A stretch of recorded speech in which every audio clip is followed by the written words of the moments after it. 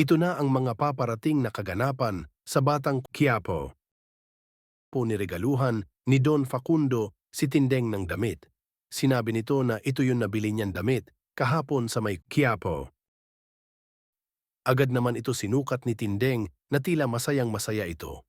Ngunit agad ito nalaman ni Doña Bettina dahil na rin sa mga kati ng mga bibig ng mga kasambahay at agad nito sinugod si Tindeng at sinabunutan. Wika ni Doña Bettina, sa iyo pala yan bistida na yan, at nilalandi daw ni Tindeng si Don Facundo. Bigla nitong sinabunutan si Tindeng. Si Tindeng naman ay naglaban. Wika pa ni Doña Bettina, abalalaban ka Tindeng. Mapapaalis kaya si Tindeng sa mansyon? Paano na ang tambalang Don Facundo at Tindeng? Abangan, wika ni Marites na ang pinaghihinalaan nila sumaksak sa kanya ay mga kaaway ni Tanggol.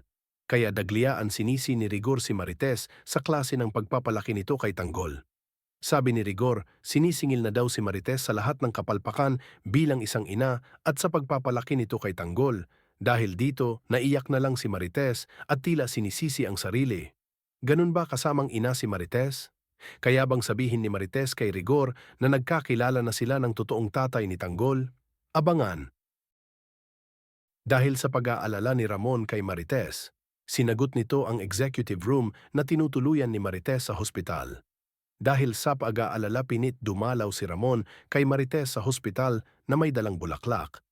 Tinanong ni Marites kay Ramon anong ginagawa niya sa ospital. Wika ni Ramon, hayaan mo akong makatulong sa iyo. Sambit pa ni Marites na umalis na si Ramon baka abutan pa siya ng kanyang asawa si Rigor at lalo pang gugulo ang pamilya niya. Napansin ni Rigor na may umaaligid sa pasilyo ng hospital at naghinala ito. Dagli nitong nilalabas ang kanya baril.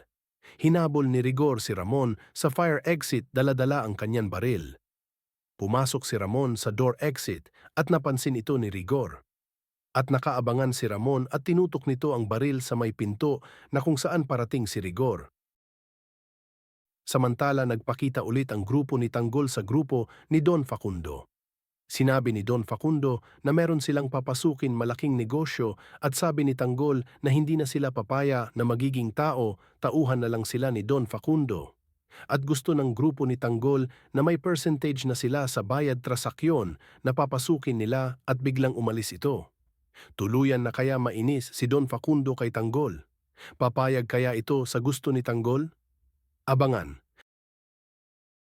Nakahanap na daw ng buyer si Doña Divina at tinawagan nito si Tanggol na may bibili na ng diamante. Pumunta sila Doña Divina sa buyer at tila namangha ito sa Star of Venus. Sabi ni Doña Divina mas maganda if babayaran agad. Pero sabi ng buyer kulang daw pera niya sa kabiglang dating ng mga pulis. Wika ni Tanggol, mukhang iisahan lang daw sila ng buyer at biglang sabi ni Doña Divina na sinetap lang sila ng buyer at sabay tanon asaan ang pera. Ngunit bigla nilang hinostage ng buyer si Doña Divina at sabi, put your gun down. Sabay dating ng mga pulis at naputukan ang buyer at biglang takas ng mga ito.